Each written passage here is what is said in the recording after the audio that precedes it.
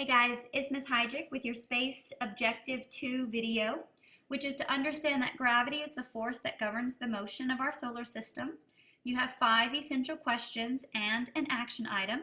So now would be a good time to pause the video and set up your Wix if you haven't already done so. Gravity is the pulling force of an object on another, and it's this force of gravity that governs the circular orbits of celestial objects within our solar system. So you have a small object that's trying to move across a larger object. Now, both of these objects will attract to one another, but the larger mass object is going to have more gravitational pull than the smaller mass object. So as the small object tries to move away, the force of gravity of the larger object is going to pull that object back in. So let's say this is the moon. The moon is trying to move away from the Earth, but Earth's gravitational pull is going to pull it back in. And then the moon is trying to move away, but gravity pulls it back in. Or this could be planet Earth. It's moving past the sun, and the sun's gravity pulls it back in. And so the result is a balance of forces of the smaller mass object trying to push away and the larger mass object's gravity overtaking it and pulling it back in that causes the circular orbit within our solar system. So all of the planets will orbit around the sun because the sun has the largest mass of all objects in our solar system. And so as all of the planets try to move away from the sun's gravity pulls it back in, and the result is the circular orbit. The same thing with the planets that might have satellites like our moon, which is moving away from the Earth, but Earth's gravity, being larger than the gravity of the moon, pulls it back in. And so you have the circular orbit of the moon around the Earth. Now, gravity not only causes the pattern of motion in our solar system, but also helps stars to form. So here's a little video that discusses gravity's role in the formation of stars. The most beautiful features are the ones designed to help protect. 13.5 billion years ago, the universe was mostly hydrogen gas, with gravity doing what gravity does, which is to slowly pull it into vast clouds.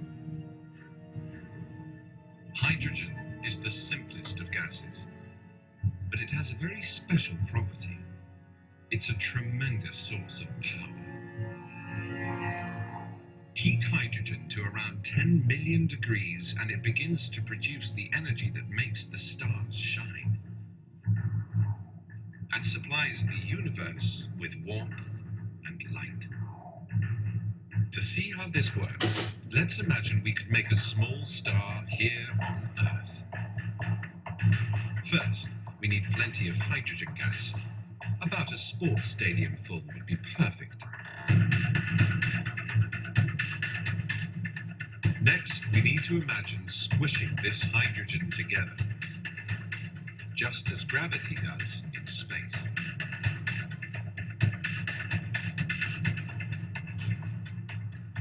As the hydrogen compacts, the atoms of gas start bouncing off each other, and the temperature begins to rise. By the time it's compressed down to the size of a soccer ball, the hydrogen reaches the critical 10 million degrees,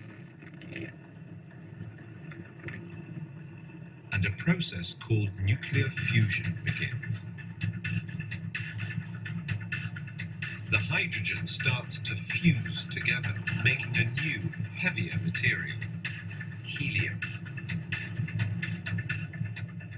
With every step of this tiny bump and grind, some matter gets converted into pure energy.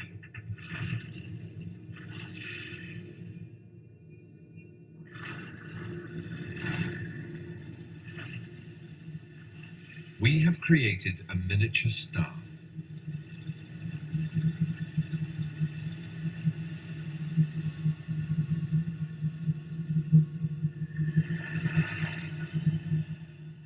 Of course, if this was a real experiment, you wouldn't want to go anywhere near it.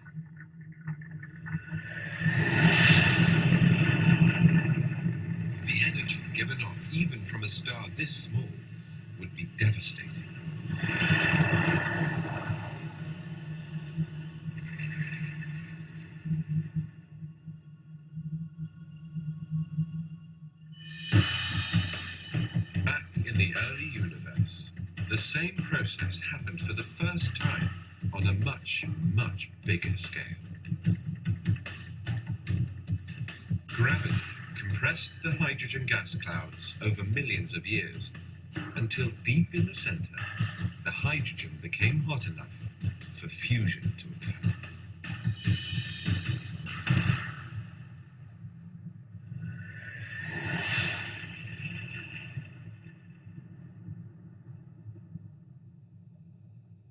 The first star burst into life, pouring its energy into the vast universe. A product of the laws of nature and the raw materials left over from the Big Bang. It was almost 1,000 times bigger than our own sun and burnt a deep blue. What's more, this star soon had company.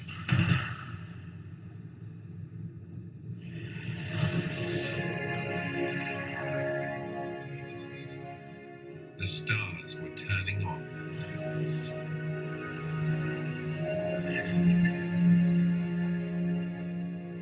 This same process still happens in our sun, which is where we get the energy we need to live.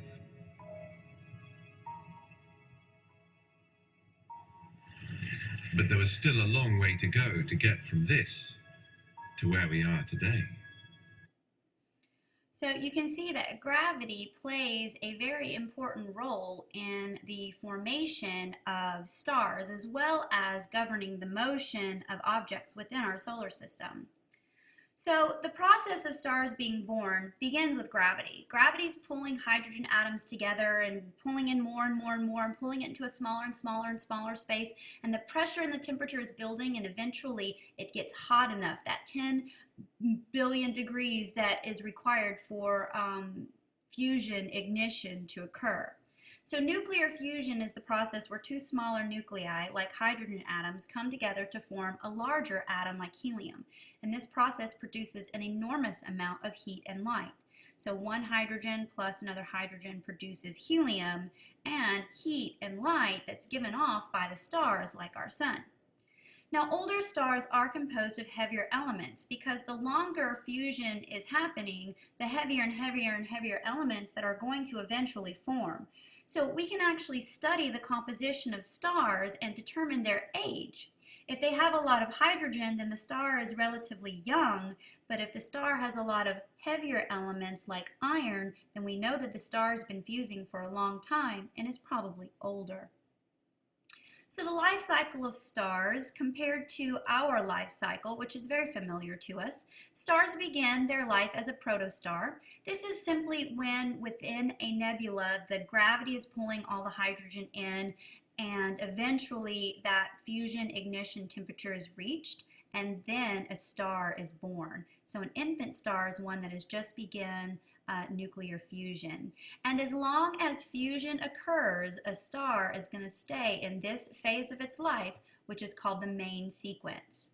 Now eventually a star is going to begin to run out of the necessary hydrogen fuel for nuclear fusion, and that is then going to be the event that triggers a star leaving the main sequence and becoming a middle-aged star, which is a giant or supergiant star. Now, the supergiant stars will eventually turn into an old age star, which is a white dwarf or a black hole, which we'll talk a little bit more in a minute. Now, the size of a star will determine a star's lifespan. A small mass star will have a longer lifespan. A larger mass star will have a much shorter lifespan. Our star, the sun, is a small mass star. It's only about 4.5 billion years old. It's going to have a lifespan of about 10 billion years, so it has another 5 billion years to go. All stars begin their life in a nebula, that area of dust and gas, which is the required material for a star to form. Now, once nuclear fusion begins, that star will be a main sequence star. So this is going to be a small mass main sequence star, and as long as this star is undergoing nuclear fusion, it's going to stay in the main sequence. Eventually, though, it's going to begin to run out of fuel for fusion. It's going to leave the main sequence, and the small mass star is going to become a red giant. this red giant is eventually going to lose all of its outer layers, and the only thing that's going to remain is the white glowing core. Now, nuclear fusion is no longer occurring, so all we have here is the leftover remnant heat and light that was produced while the star was in the main sequence. Now, eventually, all of this leftover light will stop glowing completely. The star will go black, and at that point, it's called a black dwarf. Now, a medium to large mass star, when it forms, is going to follow a different path. Again, those stars will be main sequence stars as long as they are undergoing nuclear fusion, but as soon as they begin to run out of fuel, they will leave the main sequence, and these medium to large mass stars will become very big. They will become hundreds of times larger than giants in something called a star called a supergiant. Now, a supergiant will eventually supernova. That is an explosion of a supergiant star. Now, if the star was a medium mass star, after the supernova, what's going to be left over is this little neutron star here, which is a very, very small star. If it's a larger mass star, after the supernova explosion, it's going to become something known as a black hole. Now, which path is a star going to take? Is it going to come up here and become a red giant and eventually a black dwarf? Or is it going to come down here and become a supergiant and end as a neutron star? Or will it become a supergiant and end as a black hole? Well, it all has to do with the mass.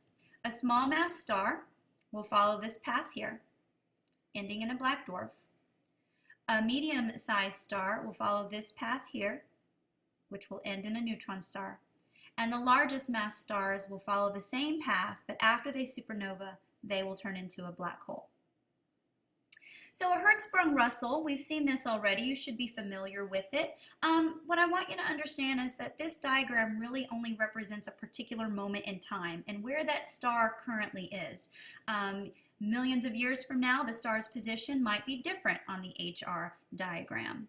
And you can use an HR diagram to determine the age of a star. Stars found here within the main sequence are going to be infant stars just beginning the process of nuclear fusion, and as they continue to fuse, they are going to get hotter and their temperature is going to get brighter. And a star is going to stay in the main sequence as long as it has fuel for nuclear fusion. As soon as the star begins to run out of fuel and nuclear fusion begins to slow down and eventually stop, these stars will leave the main sequence. They will get very large, like we saw in our flow chart in the slide prior to this one. And so these supergiants and giants are middle-aged stars where nuclear fusion has stopped. They've grown very, very large. Okay, so this is a middle-aged star. We know that supergiants will supernova, and after they supernova, they will turn into either neutron stars or black holes. Now, we don't see neutron stars or black holes here on the HR diagram because neither of those remnants produce enough light to have a plot position here on the HR diagram, so we simply don't see them anymore.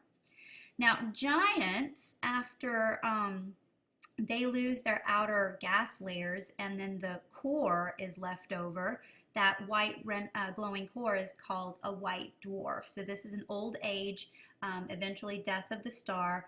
Nuclear fusion is no longer happening. This is just the leftover glow, and eventually the white dwarf will turn into a black dwarf, which no longer produces any light. So again, just like the neutron star and black hole does not have a category on the HR diagram, neither does a black dwarf, because none of those leftover stars produce any light, therefore they don't have a place on the HR diagram. So we can use the HR diagram to determine the age of a star, and so your action item today is to do some research on some stars and try to figure out what their age is by looking at their location on the HR diagram.